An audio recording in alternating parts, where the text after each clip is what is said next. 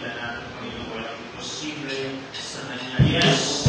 Sa kapalapanan ng Panginoon, Lord, sa God, sa pananampalataya mo, sa Father's House Christian Center, Lord, sa God, kita natin ang Diyos, walang imposible. Walang imposible sa ating Diyos. Kaya-kaya, kayang-kaya, gawin lahat. Kaya sa tingin mo,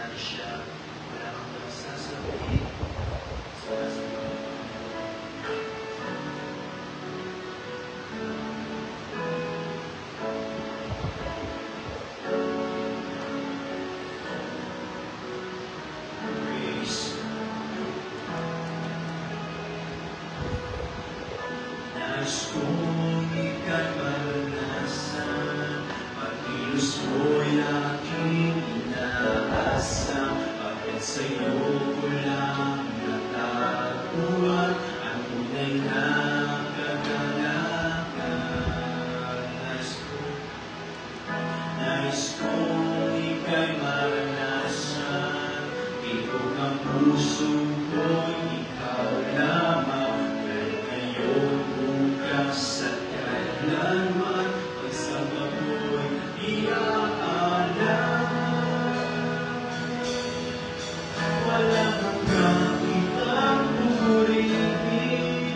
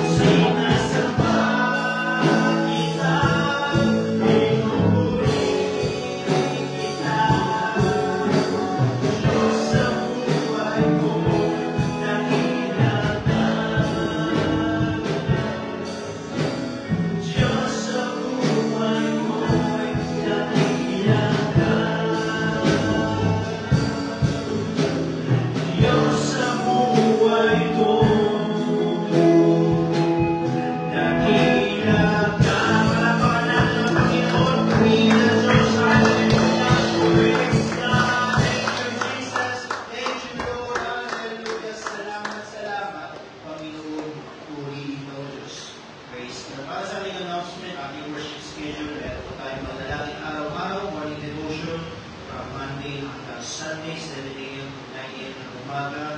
Pwede din tayo manalangin ng hapon, tanghali, ng gawin, sa mga hindi po makakapagpunta ng umaga. Sunday school, 9 a.m. sa pag-aaral, pagtuturo sa salita ng Panginoon. Wala tayo volunteer sa mga pag-aaral sa salita ng Diyos. 10 a.m. naman, ating Sunday morning worship, 6:30 naman sa Sunday evening worship, sa video service natin every Wednesday, 6:30 p.m. ng gabi. Hallelujah. Meron tayo panalangin natin ang ating bansa, ating Pangulo, President Ferdinand Hong Kong Marcos Jr. sa ating natin, mga government officials, mga nangyayari ngayon sa ating gobyerno, panalangin natin ang kapayapaan, gawin din ang kaligtasan, ang pagkakalala, ang ating mga nagulong sa ating bansa, magkaroon sila ng pagkakalala sa pagkakalala sa salita ng Panginoon.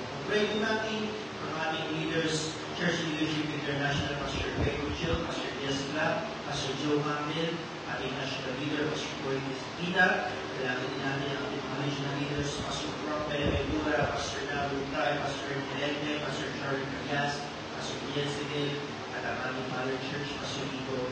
Kailangan natin ang kalusugan ng ating mga pastor, ang mga kalakasan, silahan, sa ating natin pag-pray, mga fellow Buklaran churches, Pastor Gerson Paluena, Pastor Joel Torres, Pastor Peter Bisay, Pastor Vincent Sever, Pastor Marceliano, Pastor Tom Canyosa, Pastor Judah China, Pastor Sam Kulkul, Brother Gibson, at Brother Lopez sa Caloocan, at ang mga missionary churches natin all over the world, Abu Dhabi, Cambodia, Taiwan, Israel, Indonesia, Japan, at mga kapatid sa Vietnam.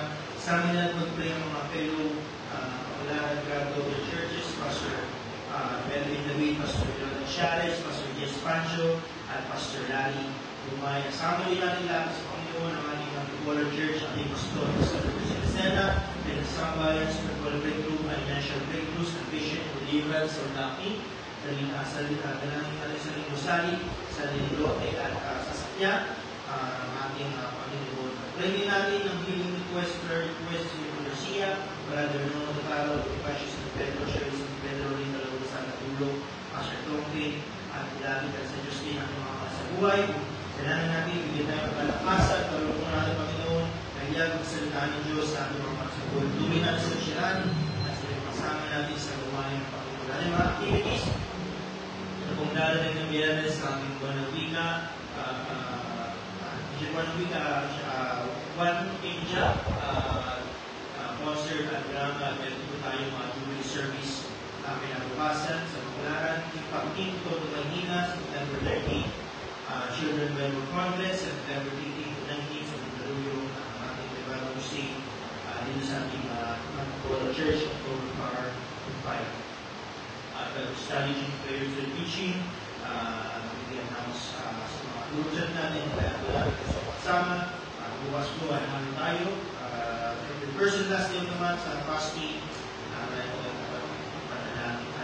okay, lumakas ko na namin, pangunahan tayo ni Brother Eldan, isa pa, palamakan natin, tuloy ng Panginoon. Praise the Lord Jesus, hallelujah, glory, glory, you are holy, Lord, hallelujah, praise God, at bilang Panginoon na may ika, ng langit at ang lupa, praise the Lord, thank you, Jesus, thank you, Lord.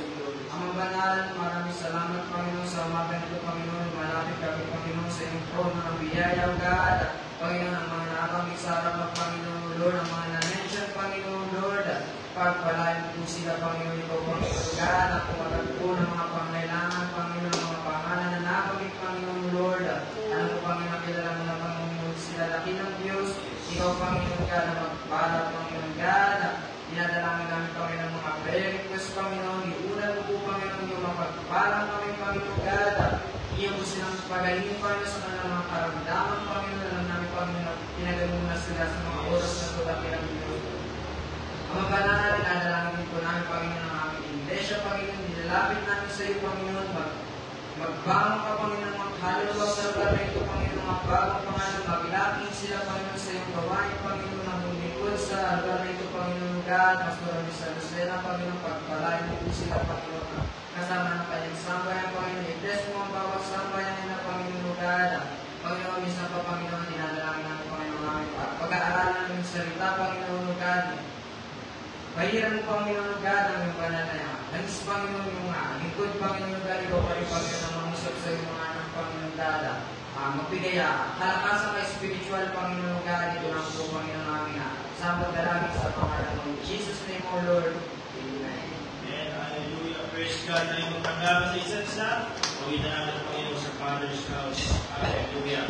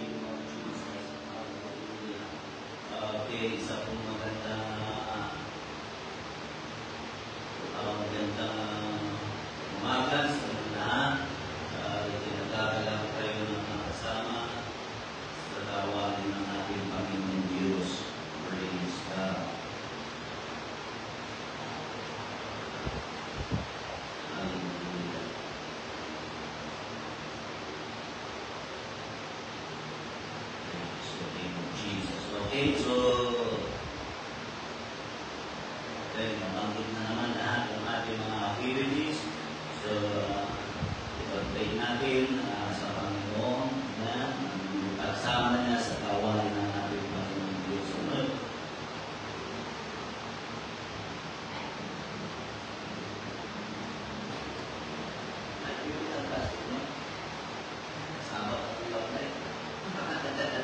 Okay, tama lang naman.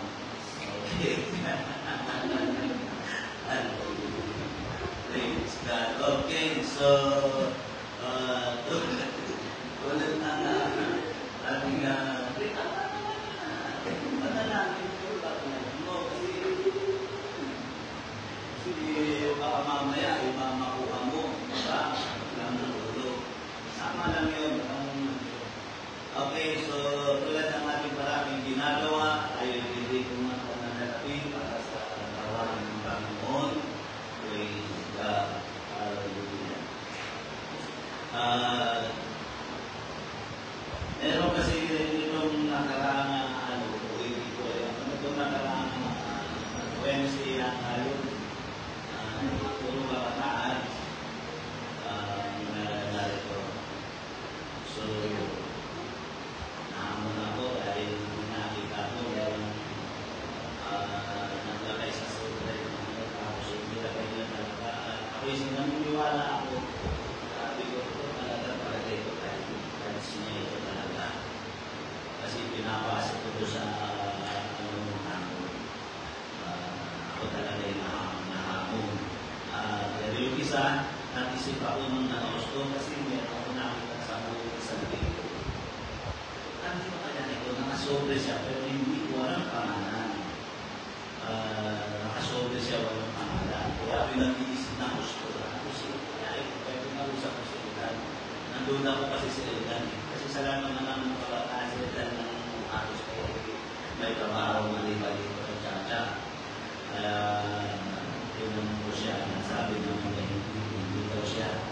Sabi ko sa kanila, maglagay kayo. Ilagay nyo sa sarili. Huwag nyo pangulangin yung tao. Huwag nyo kayo nasabi ko, 1,000 pinigay ko, nakakaya pa kayo. Huwag hindi ka hiya. Alam ng Diyos yan.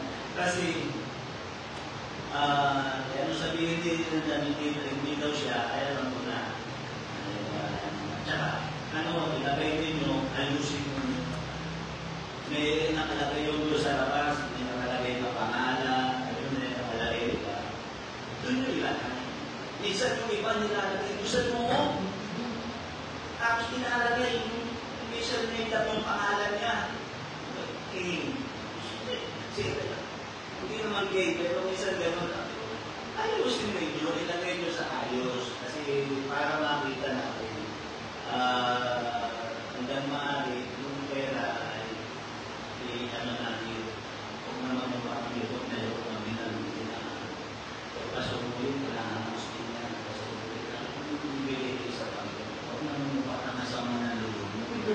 50 pesos na nga nila mo doon pang gano'n. Labo. Tapos lalagay sa mga ganyan yung pasukunin. Ayusin naman ninyo sa Panginoon may kalahan doon hindi sa hindi maaaring na plansyahin pa ninyo eh. Kaya doon na makikita na sa bahay pa lamang i-prepare na. Kaya pabinay lang po, pero ipalatang lang na hindi ka nag-prepare. Amen po ba o? Tama po ba o? Yun ay basta nila lang sinuupin mo. Pero kung yun ay maayos na maayos, nakaplansyado, may papamuka, sigurado talagang pinanandaan. Kung matanggap mo yung pera, ay sigurado ipinukod mo na talaga. Doon mo makikita yung yung kakayusan. Alam niyo po, kung asa po lang po dito sa Bible, sa 1 Thessalonians chapter 4, verse 9, sabi dito, datapwat tungkol sa pag-iibigan, kapatid, hindi niyo kailangan na kayo sulat ng sino man sapagkat kayo rin ang tinuruan ng Diyos ang mga ibigan kayo sa isa't isa. Sabi dito, sapagkat katotohanan ang ginagawa ninyo ang gayon sa lahat ng kapatid na nasa buong Macedonia. Ngunit hindi, ngunit ang iniaaral sa iyo mga kapatid na kayo lalong sinsagana. Malimit pinapakit dito si Apostol Pablo yung mga talagang Macedonia. Kasi magdating tulad na nito sa pag-ibigan, ito sabi nito, magdahil sila matuting halimbawa at pati sa pag-ibigay at sabi rito ay sila ay isang mabuting halimbawa na pagbibigay ng encouragement sa bawat mananampalataya.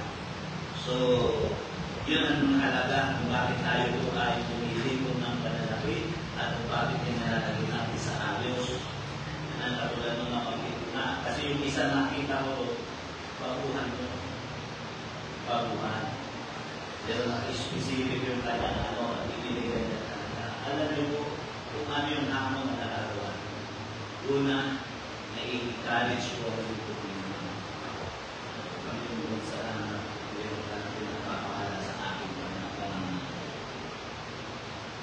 kasi ito nakikita, kasi yung magbigay ka sa gawain ng Diyos. Ano yun eh, hindi ko po magagawa yun, hindi ako natatanong, ano yun nakuha ko sa dalitong mga usap? Ibulol-bulol na ako pag pinapanood ko yung aming video. Sa mga tanong natin, sa mga tanong natin, parang mo, mainit niya pag medyo sinisigaw ko ng kaunti. Pero kita mo, mayroong nakakamot kasi kakainin na lang nila yun. Pambili na nila ng kalahating sama ng bigas yun eh. Tapos ibibigay pa nila sa gawain ng Diyos. Di ba nakakakawin yun? Tapos Panginoon, salamat po Panginoon. Pero parang kinikilos talaga. Sinasamahan mo ang aking pangungusap. So kung nakikita natin talaga sinasamahan pa rin ng Panginoon. Dahil may mga babuhan na nag-anak din at nagkakalaga.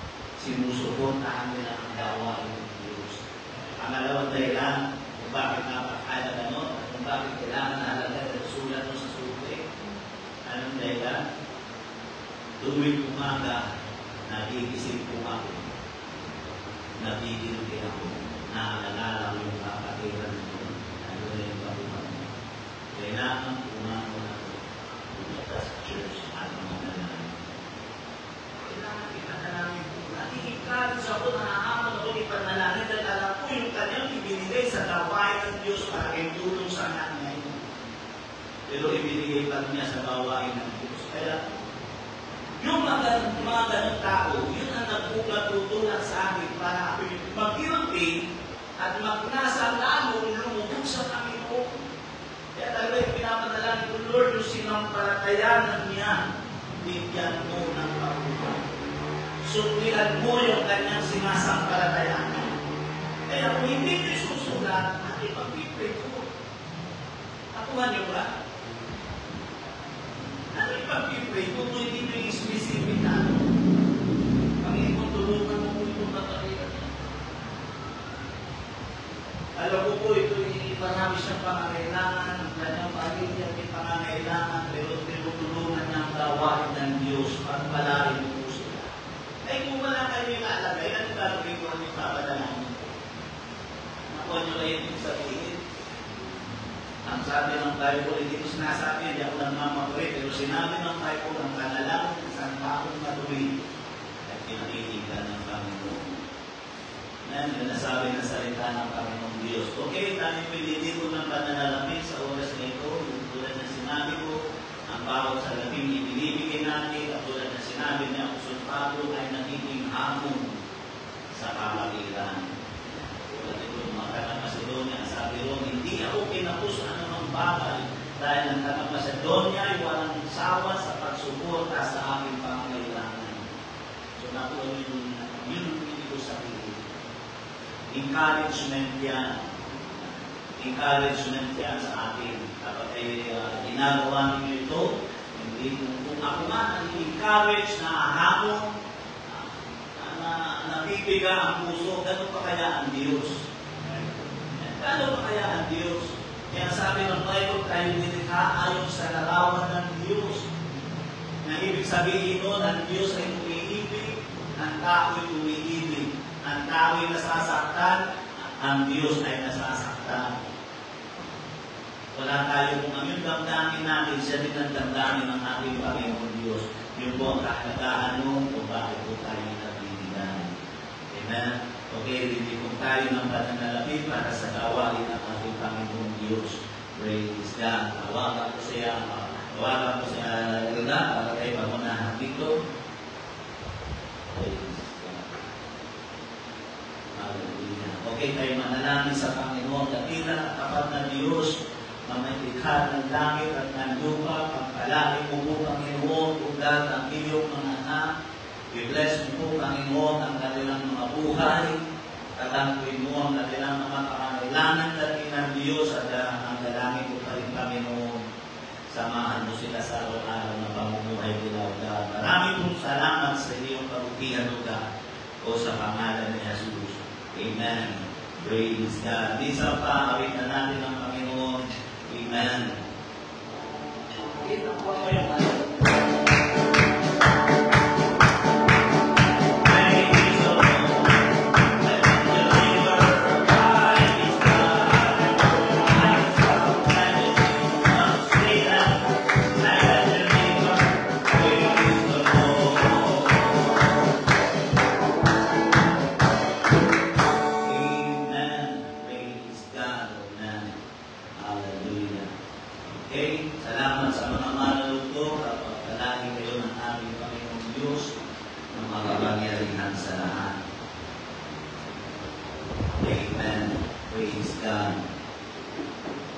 Minsan pang ako'y nahamon na gumawa ng mensahe sa aklat ng Lucas, chapter 15.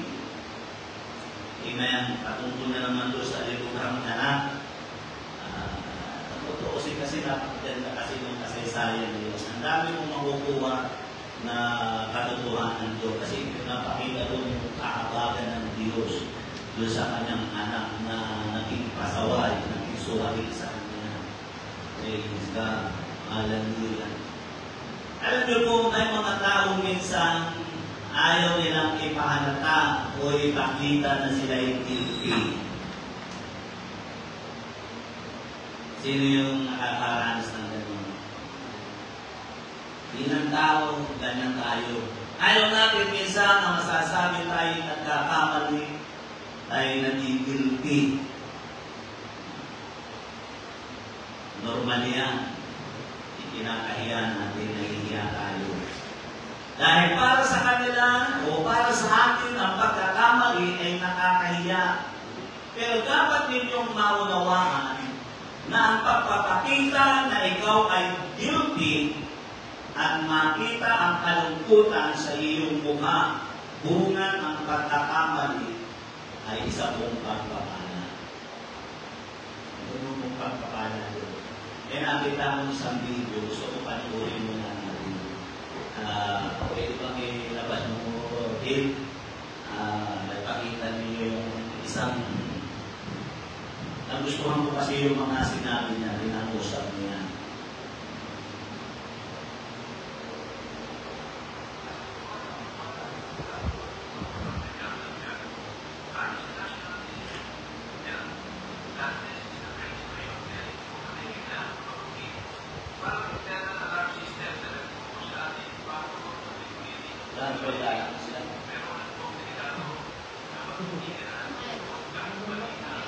umpisa mo pa rin sa umpisa.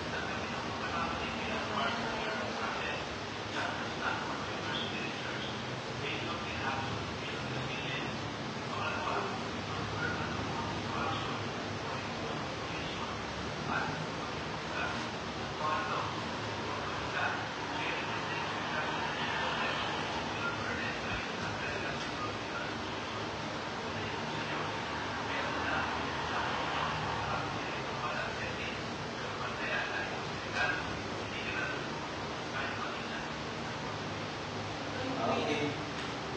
Yan napakahit na lang eh. Sinabi niya kasi, yung pagiging nalulungkot, nakakaramdam ka ng guilty, mayroong kakinabang sa kalusugan.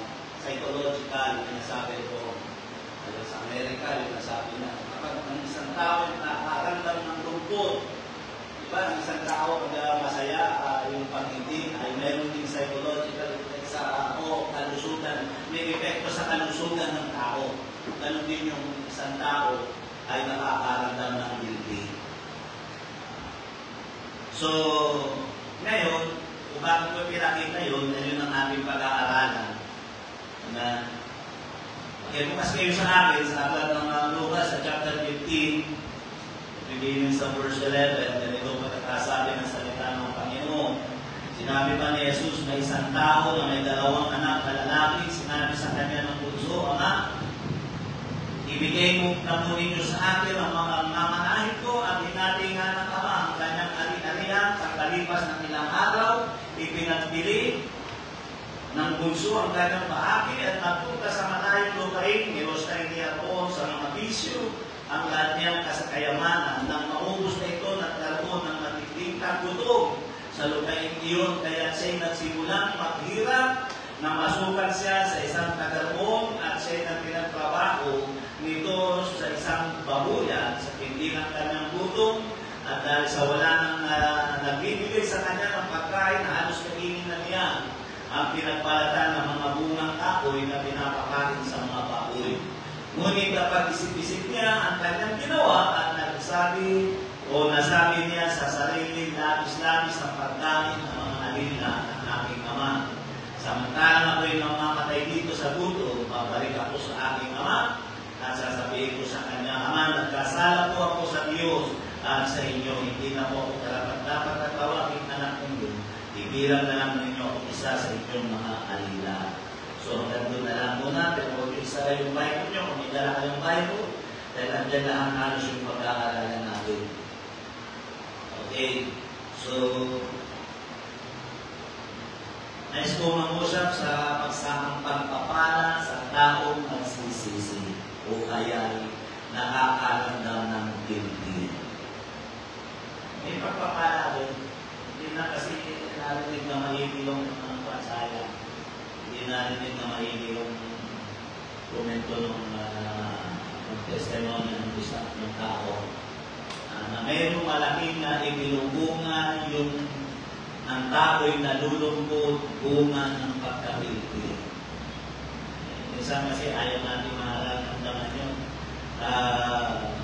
At sabi pa nga na, ang isang mapanganib sa isang tao ay hindi na makaramdam ng guilty. Ibig sabihin mo, nawawala na yung iyong konsensya, nawawala na yung pangungusap, humihina yung yung konsensya mo na sa iyong sa loob ng pagkatao mo, kaya nasasanay ka na at nawawala na sa iyo yung hindi ka na nalulungkot, hindi tapos ikinatutuwa mo pa na ikaw ay nakagawa ng pagkakamali. Sabi na, may malaking kinalaman sa kalusugan ng tao yung marandang gaway pinti.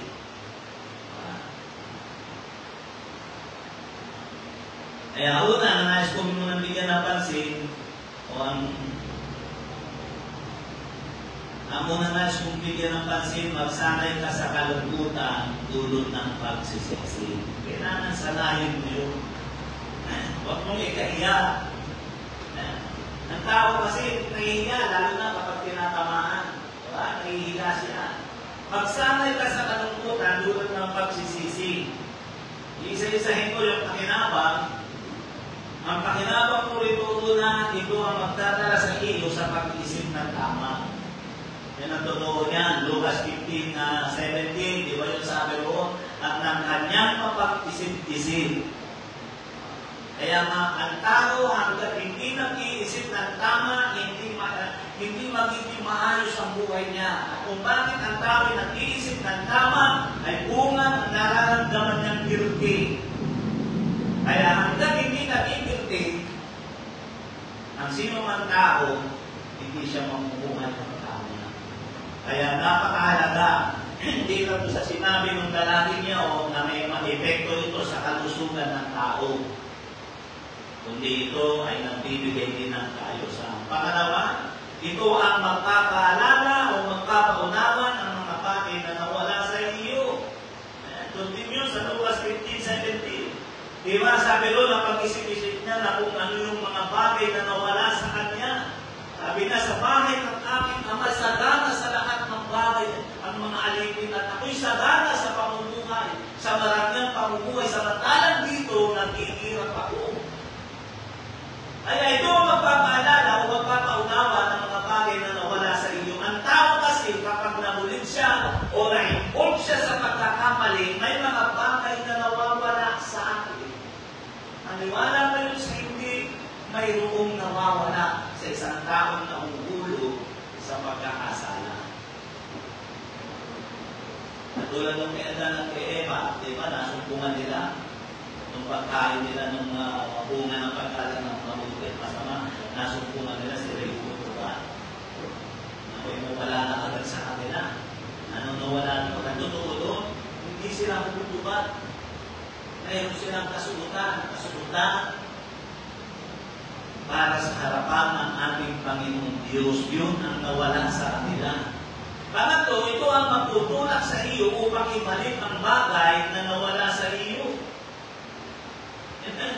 Ito magtutulak sa iyo upang ibalik ang mga bagay na nawala sa iyo. Kaya ito nagtulak doon sa kasaway na ibalik ang mga bagay na nawala sa kanya. Yun ang isang bagay na dapat natin maunawaan. Pang-apat, ito ang mag-aalis sa lugar na hindi tamang pinalalagyan mo. Ito natin natin ito sa lalaki. Sa alimugan na umalis siya sa maling lugar na kanyang pinalalagyan. Kaya hanggang hindi ang tao nakakaramdam ng guilty. Alam nyo ba ang tao na involved sa tinatawag na pagkakamali, hindi nila alam ang kanilang pinalalagyan. Hindi nga nila alam kung mali yung ginagawa nila. Hindi nila alam kung mali yung ginagawa nila, kung tama o mali ang ginagawa nila. Ang Bible na nagpapatunay na ang tao hindi alam ang katayuan niya at ang mga ginagawa niya. Isang halimbawa niya, Kawikaan chapter 16 verse 25, may daan na tila matuwid sa tingin ng tao, ngunit kamatayan ang dulo nito. Nating matuwid sa paningin nila, pero ang dulo nito kamatayan. Hindi nila alam magbubunga ang ginagawa nila ng kamatayan.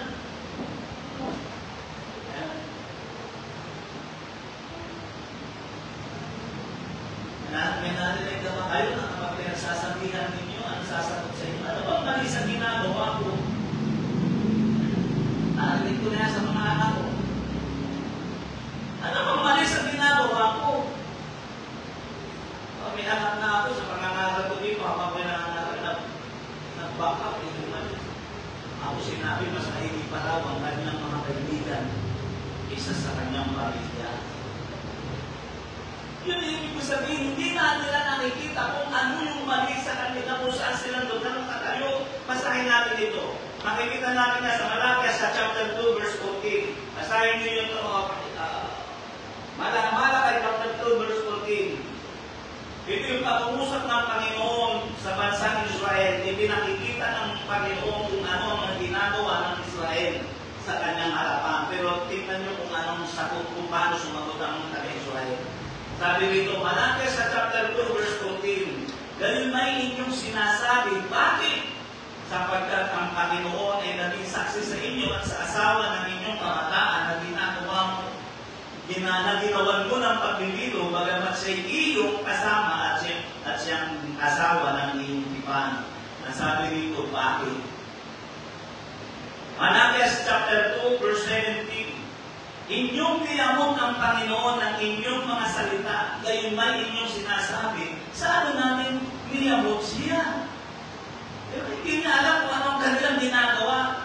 Sa ano namin niyamot siya na inyong sinasabi, bawat gumawa ng kasamaan ay mabuti sa paningin ng Panginoon at kanyang pinalulugdan sila o saan nandoon ang Diyos ng kahatulan. Malakias sa chapter 3, verse 7.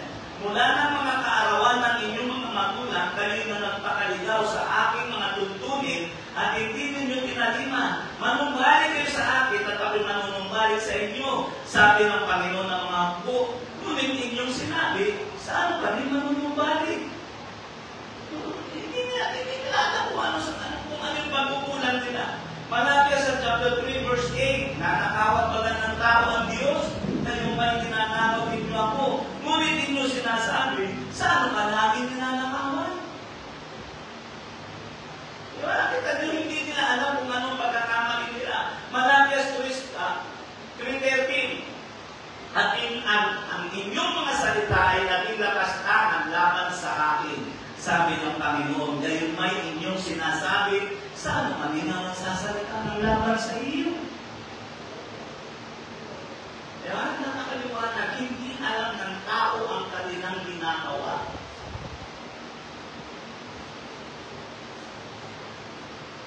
Naalala ko noon, may kinausap ako noon, sabi ko, kasi nakikita ko, dala-dalaan sila ng mga kaibigan. Sabi ko sa kanya, huwag ka, iwasan mo yung mga kaibigan mo yan. Ginawa ko sa kanya, kinuha ko yung cellphone niya. Tinatawagan lagi ng mga kaibigan.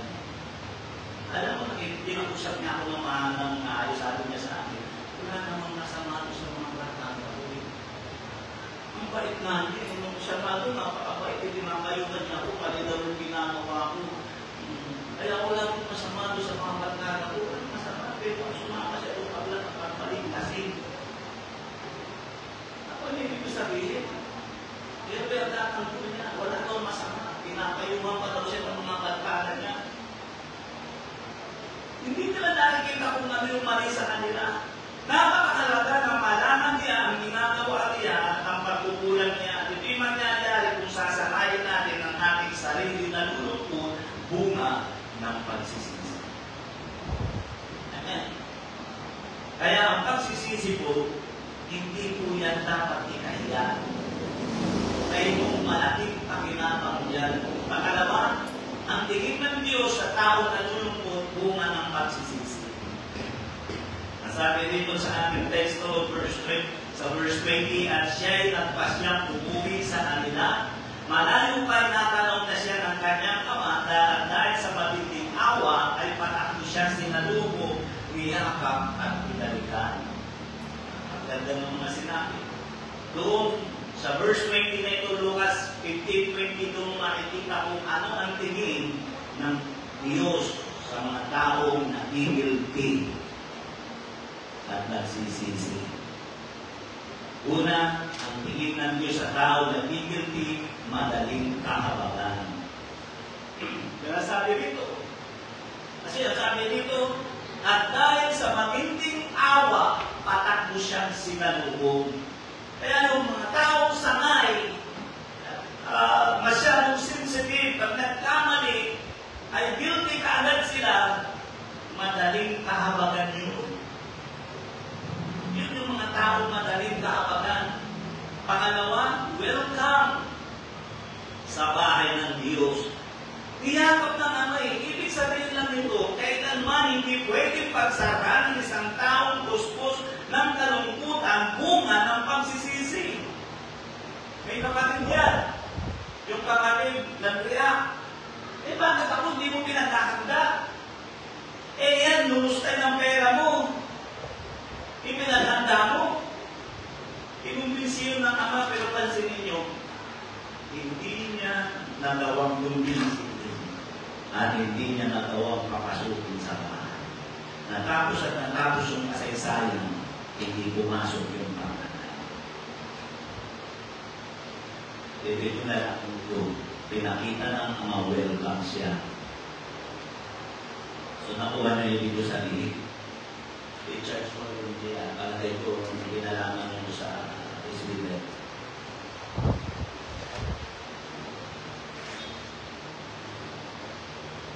Kaya ang ipinapakita rito, ang isang tao nakaparamdam ng guilty. Yung sensitibo sila na makaramdam lagi ng guilty. Puspos yan.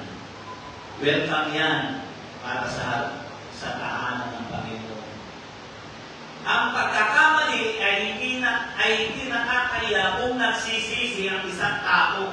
Ang nakakahiya ay yung hindi marunong magsisi, bagkus at mamatigas pa. Yung buwan doon ang talagang tunay na nakakahiya. Pero yung magkamaramdaman mo, ikay feeling guilty at ikay nalabalot ng kalungkutan ng puso mo,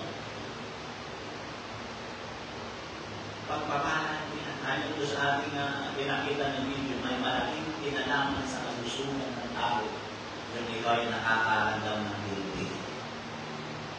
Isa pang bagay, kaibig-ibig. Ang sabi kasi doon, hinalikan ng Ama.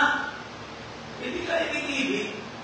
Tumakbo ang Ama, niyakap at hinalikan. So, ibig sabihin, ang taong nakakaramdam ng guilty sa puso niya ay kaibig-ibig. Hindi nakakahiya. Kaya ang nagtataka, bakit may mga tao, may mga mananampalataya? Dahil ba? Nahihiya mo ako eh. Mahihiya. Mahal na mahal ng Diyos yung mga ganyang tao na nakakaramdam. Depende lang kung ano ang ikinahihiya ng puso mo. Alam nyo, hindi ko malimutan sa apo ko, Diego, nung masagasaan ng tricycle.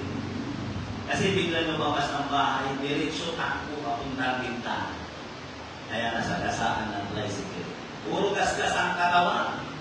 Habang umiiyak ng malakas, nagsalita sa driver. Sabi sa driver, Tony! Puro dugo na yung katawan niya rito. So, siguro ibig sabihin na gastusan katuloy sa paglitan ko. Alam ganun, hindi naman ang gumastos yung driver eh. Dahil yung dati nagpakit na eh. Wala na sa kanya, posible na kasagasan kasi nakita niya yung kanyang anak duguan eh. Kaya pati nga siya sumubsubit, hindi sugat din niya dito sa pagkabot. Dinala niya doon sa hindi niya naisip. Nakalimutan niya, may responsibilidad niya ng kasagasan. Kaya nasabi niya, hindi ko lang po naisip ko. Naisip ko na lang po si Diego. Pero humingi man ng sorry. Kaya kung magpapatuloy sa ako, maganda nga rin yun. Mabilis siyang mabilti. Minsan pa, naglalaro siya sa bahay. Umatras lang siya ng patalikod. Nasabi niya yung manikin sa amin. Bumagsak. So, nakali yung hindi ikalaro. Ang ginawa ay, niloloko pa ni Jaya. Wala na, CPR mo. Ginawa ni Jacob, inayos niya yung ulo, inubin niya, at yung damit, nung manikin, inayos na, tapos sinabi, sorry. Kaya talaga ako, hindi naging spakil para sa akin. Tuwan-tuwa ako yung gano'n. At kaya hindi nakakahiya yung taong umaamin ng pagkakamali niya at nakakaramdam ng guilty.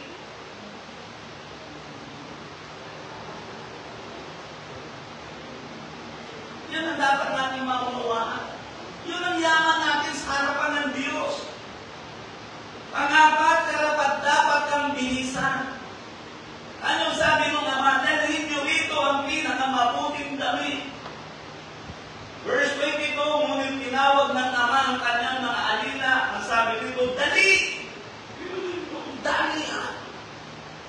Gusto mong magmadali sa iyo ang Diyos? Hindi maantala ang mga pwedeng gawin ng Diyos sa buhay mo, mga pagpapala.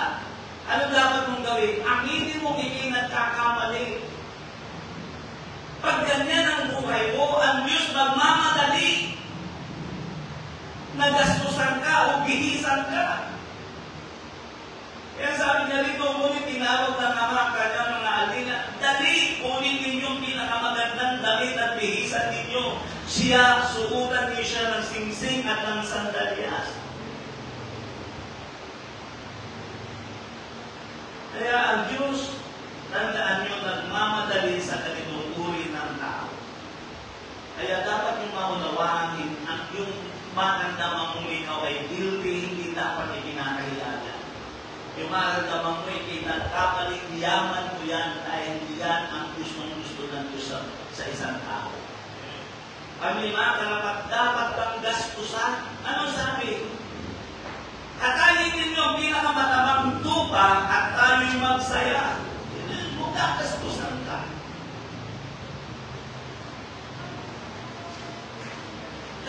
Dapat kang gastusan.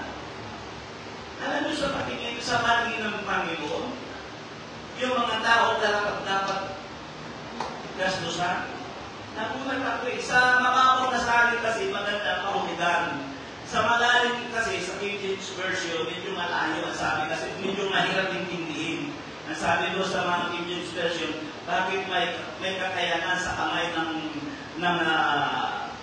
sa kamay ng tao ang bumayad ng karunungan. Yun ang hindi mo masyado minulyato. Sa Kawikaan chapter 7, pero tingnan ninyo yung Kawikaan chapter 17 verse 16. Sabi ko nga, parang sakit naman dito. Pero yung pala tingin ng Panginoon sa tao ganito. Kasi nito, Proverbs chapter 17 verse 16. Walang katuturan ang bumugol para sa pag-aaral ng isang taong ang pinipili na may mabigmamang. Sabi ko, aray ko, sakit naman na. Ibig sabihin mo, ang tingin ng Diyos ng mga tao, ng mamimita tao, pinag-aaral. Ibig sabihin mo, ano nakalagay sa King James? Bagamat may halaga sa kamay ng mangmang upang ibili ng tanungan, dahil wala siyang pagkaunawa. Medyo malamuan, hindi masyadong maintindihan, pero sa mababaw na salita, walang katuturan ng tumugol para sa pag-aaral ng isang tao pumipili naman na siya maging mangmang. O ang isang tao ang pinipili na may maging mangmang. Sakit na naman sa ano yun eh.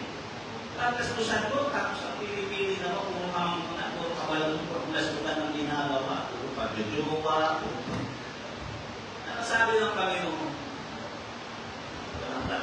Magkakasyahan ng pera. Yun ang tingin ng Panginoon. Nasakit pero katotohanan yun. Pang-anim, ang pang-anim na tingin ng Panginoon sa ganitong uri ng taong marunong magliding ng lumang yang pagkatao. Lucas 15:24, ano sabi dito? Sapagkat ang anak kong ito ay namatay na, ngunit siya'y nabuhay, nawala, ngunit natagpuan, at sinangalit ng diwa. Kapag ang isang tao ay nalulungkot, nagigilty, nakakaramdam siya ng iba yung guilty at kalungkutan. Ang tingin doon ng Panginoon dahil sa Diyos na nagsabi sapagkat siya'y namatay na, ngunit siya'y nabuhay, nawala, ngunit natagpuan at sinangalit ng diwa. Ibig sabihin, ibinapaunan niya yung luma niyang pagkakataon. Pag naramdaman mo yung guilty sa isang bagay, hindi mo na gagawin ito. Ililibing mo na yun. Hindi ibig sabihin ng born again. Ililibing mo yung luma mong pagkatao. Dahil pinagsisihan mo na yun. Yun na nagpalungkot sa iyo. Kaya inililibig mo na yun. So, nakuha niyo. At ang muli, dito ako magtatapos ng taong nagsasanay sa kalungkutan, bunga ng pagsisisi ay kapakinabangan. Kapakinabangan mo yan. Nakakatuwa. Kaya nasabi ko sa inyo, tuwa ako sa hindi nagiging. Maraming beses, pag yan ay nakita, tumakbo yan sa labas, magulo. Pero tatakbo ka na naman. Sorry! Kahit ko sa natin niya, pag may inihapis, pa yung mga nagdaming doon, wala yung kanin doon, isa tinatarong na yung pagkakas, hinahapis na papalimutan. Sorry!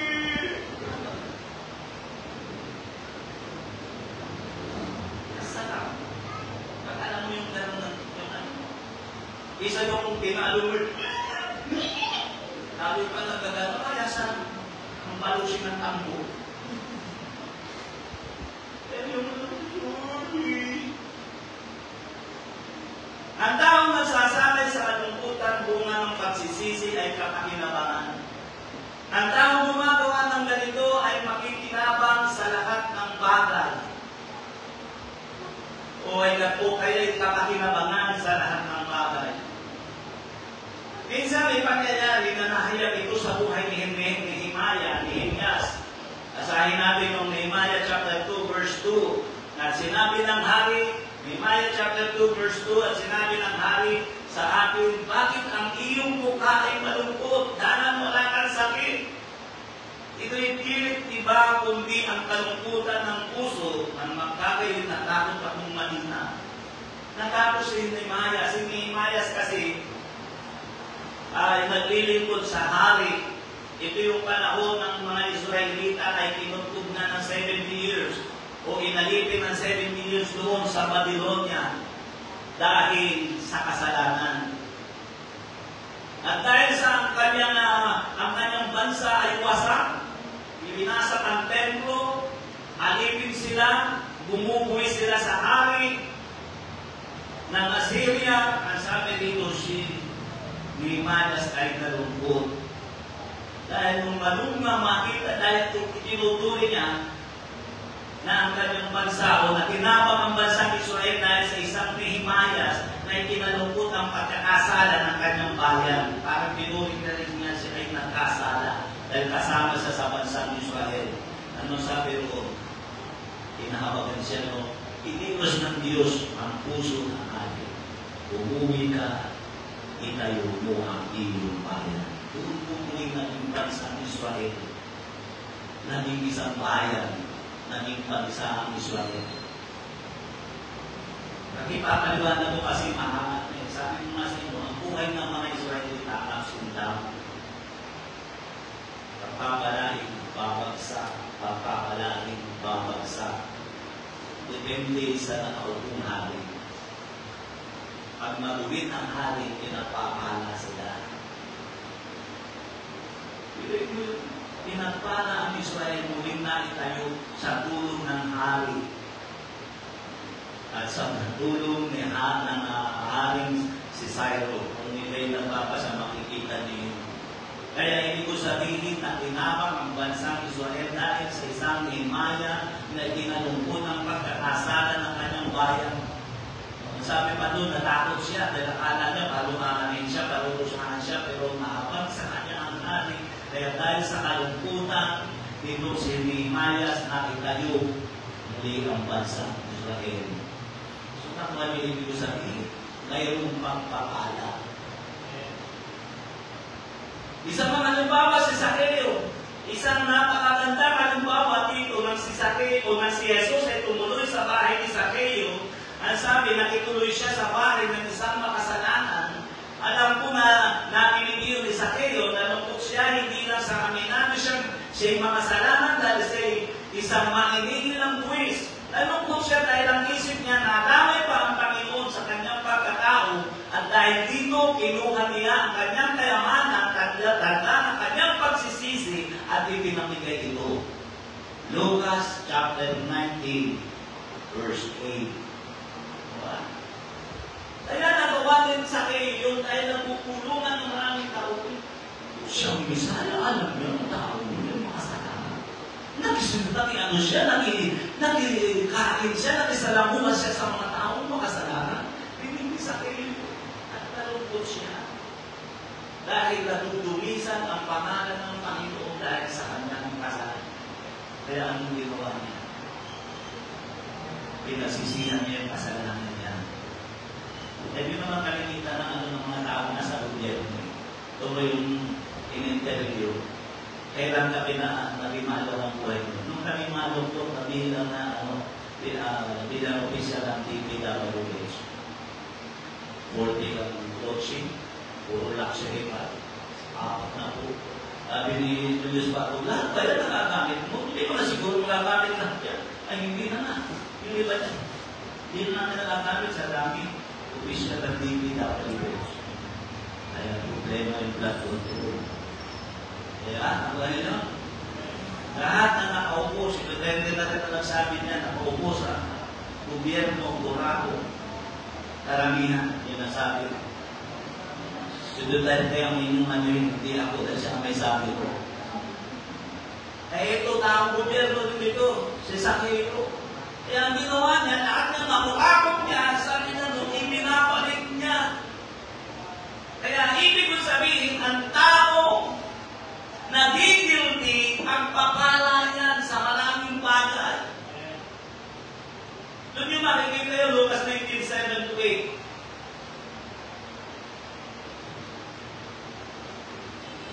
Sabi dito, at nung makita nila, ipinangapulong-pulungan silang lahat na nagsasabi, siya'y pumasok at nanuluyan sa isang taong makasalanan, at si Sakay nagtindig at sinabi sa Panginoon, dahil nasaktan kasi siya, nag-guilty siya. Panginoon, ang kalahati ng aming mga pag-aari ay binibigay ko sa mga dukha at doon sa amin at asingin akong naitaya sa kanyang mga tao, sinasabuli ko ng makaawa. Dahil sa nakaramdam ng guilty, si Sakeo sa kanyang kasalanan na inabang ang maraming tao sa pagbabalik ng mga bagay na ito. Kaya yung tao nakakaramdam ng guilty, nagpapala sa bayan.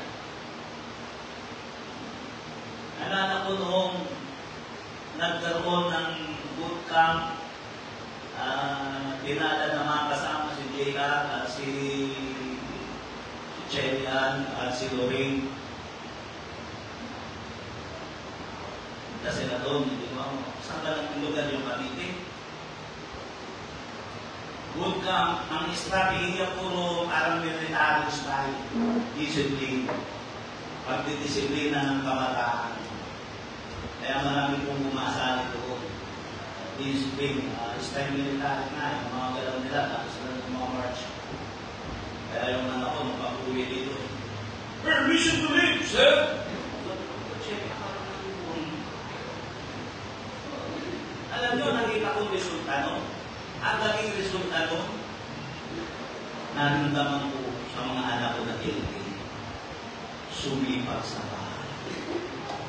May ang hugas ng pingka. Talaga naman, hindi na nahalos na si Jerry ang doon sa... Dito pa kami nakatuloy nun, ito siya. Sa wala pa si Chacha nun eh. Ang hugas. Tapos, hindi nahawak ng cellphone.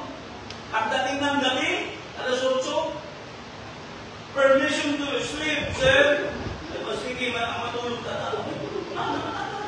Hindi na nagseselfone, hindi na papakapuyan.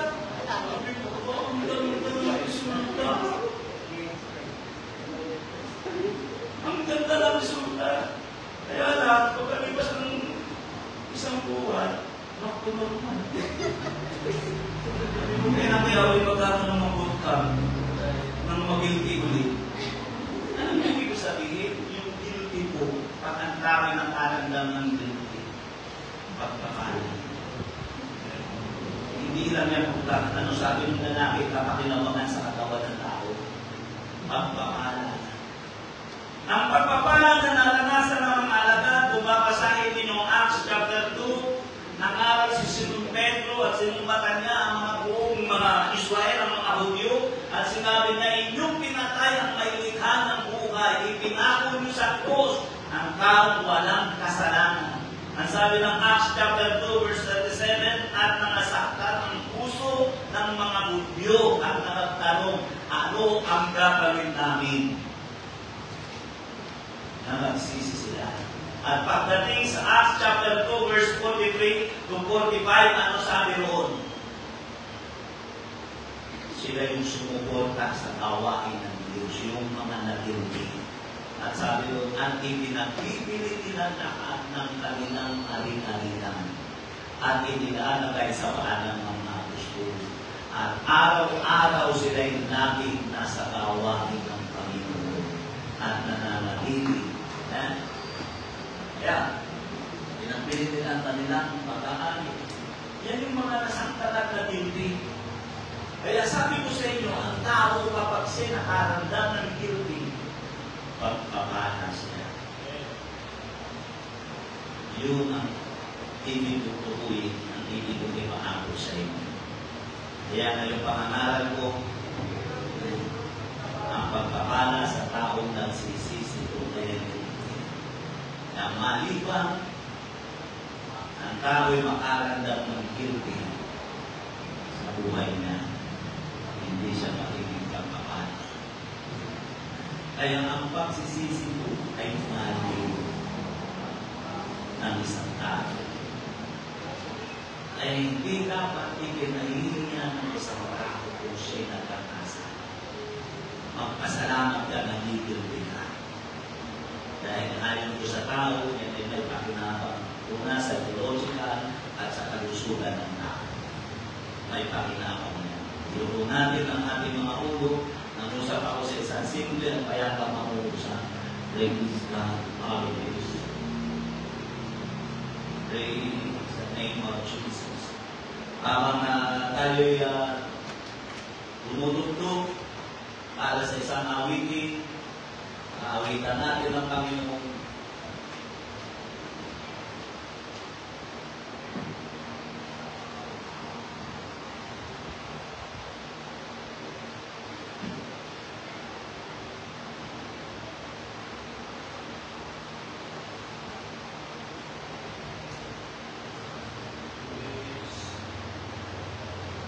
isang tao na nakakaramdam ng guilty, hindi dapat yan lumalayo sa gawain ng Diyos.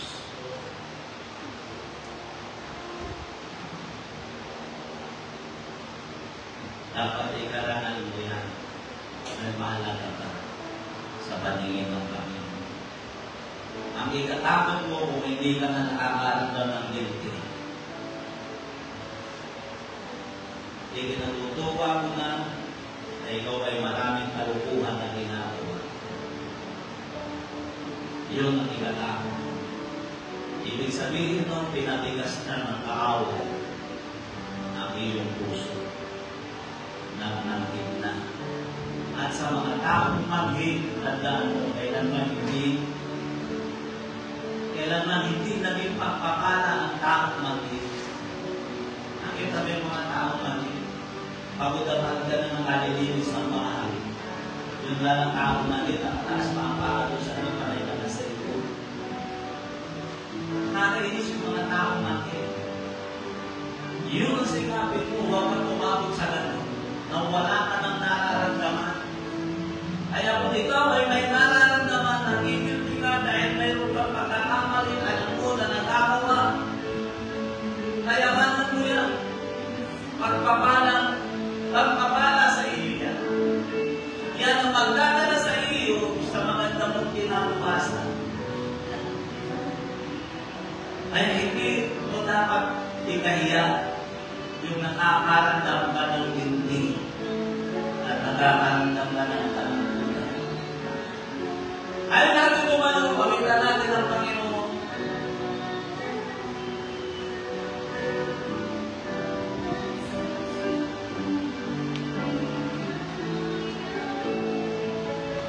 Thank you.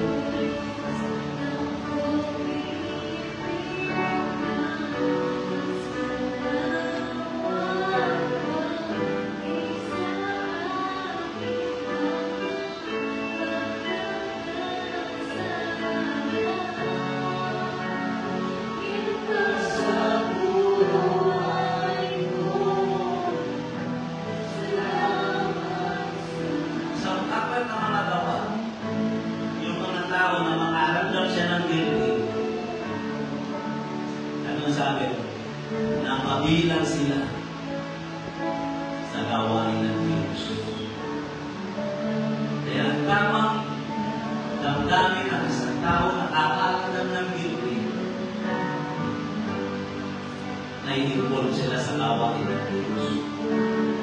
Kaya kung nakakaramdam ka ng guilty, pero lumalayo ka sa gawain ng Diyos, hindi tawag guilty yan. Wala akong nakita sa Bible na mag-guilty sila, lumayo sila sa gawain ng Diyos. Yung tatuloy kong nakita sa pangalan ni Simon Pedro na masaktan sila dahil nahayag sa kanila ang kasalanan nila. Ano sabi doon? Napabilang sila at sila ang naging taga-suporta ng gawain ng Panginoon. Si Zaccheo, ang marinig niyang pinagtatawanan ng Panginoon dahil ang Panginoon ay tumuloy sa tahanan niya. Nasisira yung kanyang reputasyon dahil sa kanya na isang makasalanan. Nakakatab siya ng guilty, pero anong ginawa niya? Ipinakita niya mismo sa aming Panginoon, handa ng suportahan ang ministry ng ating Panginoon. Isang lalaki na tinatuloy ang David, siyang ruler, sinabihan ng Panginoon, isang bagay na lang ang kulang sa iyo. Ipagbili mo lahat ng kalinaligan kung sumunod ka sa akin. Nakaramdam siya ng guilty dahil siya'y napakayaman. Yan ang sabi doon, lumayo siya sa Panginoon. Kaya mag-isip ka, saan ka dadalhin ang guilty mo? Ang tunay na nakakaramdam ng guilty, umaharap sa Panginoon. Nagiging kabahagi ng ating Panginoon. Ang sinaling David ay pagkaunawaan ng propeta Nathan tungkol sa kanyang pag-asa dahil inasawa niya ang asawa ng kanyang pinakamalapit na kapitan ng mundo na si Uriah, si Bathsheba ay kinuha niya. Sinabi niya ni propeta Nathan nag-aasala naging si Haring David. Nanalangin siya, lumuhod siya, at nanampitan siya sa ating Panginoong Yesus. Ito ang tamang guilty na hinahanap ang ating Panginoon. Kaya sa oras na ito, namumpusan ako sa mga nasa online. Hindi mo ba nakikilala ang ating Panginoon? Pero hindi ka pinatatahimin ang konsensya mo. Alam mo, mayroon kang maling ginagawa. Alam mo, hindi ka namumuhay ayon sa kalubungan ng Diyos. Isang bagay lang ang dapat mong tatapon. Ang dapat mong gawin. Ang gawin ko sa Jesus bilang Panginoon tagapagligtas ng iyong buhay. Ang muna kita sa isang panalangin ng magtanggap sa oras na ito. Ulitin mo ang katalangin mo. Dakilang Diyos, na aking buo na pinagkasama at namuhay sa aking laman at tinalo ng pagkakasala ang buong pagkatao. Kaya sa oras na ito, sinagsisisihan ang lahat ng aking nagawang pagkakamali. At dahil dito, ibinasya ko at tanggapin ka bilang aking Panginoon at tagapagligtas ng aking buhay. Pinubuksan ko rin ang aking puso, inaanyayaan kita na pumasok at maghari sa aking buhay. Isulat ko ang aking pangalan sa aklat ng buhay upang sa iyong muling pagmamalik ay makasama mo ako doon sa buhay na walang hanggan. Maraming salamat, Panginoon, sa iyong kabutihan o sa pangalan ni Jesus. Amen. So sa oras na ito, buksan ko ang altar. Yung mga nasa online, ito ang mga nasa o sa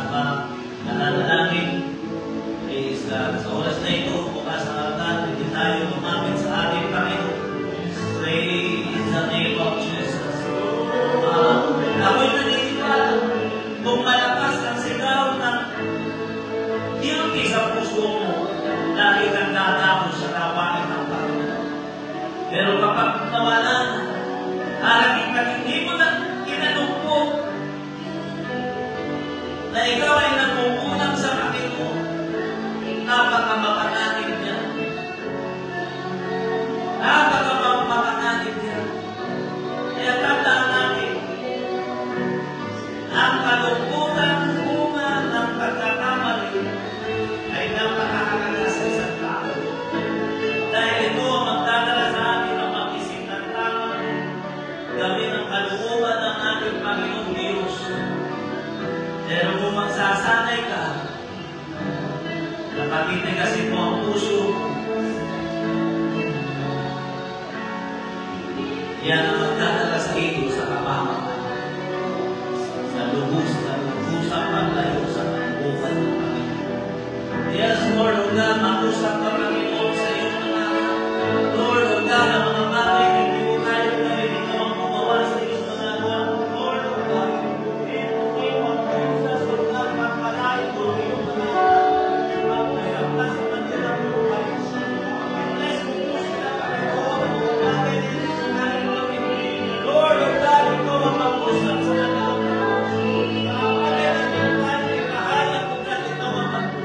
mahayag sa kanila dakilang Diyos. Yes, Lord, in the name of Jesus. Lord, pagpalain mo ang iyong masarap. Lord, pagpalain mo siya, Panginoon, mga sanay, Panginoon. Kahit sa pag-uusap.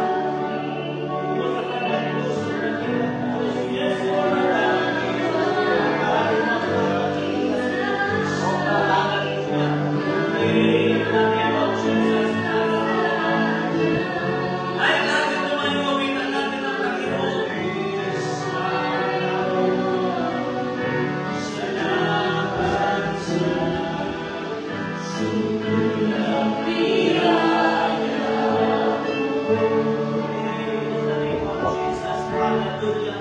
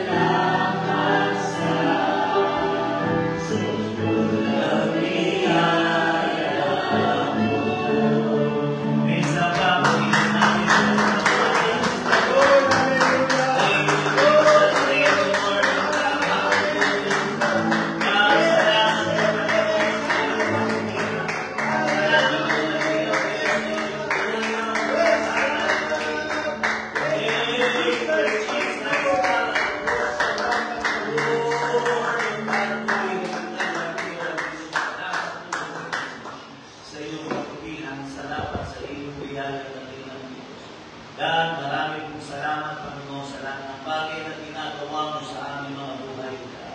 O God, patuloy mo kami turuan, bubugin ang ayon sa iyong kalooban mo na maganap namin ang mga bagay na ayon sa kalooban mo dating ng Diyos. Marami pong salamat, Panginoon, sa iyong biyaya, O God, o sa pangalan ni Jesus. Amen. Praise God.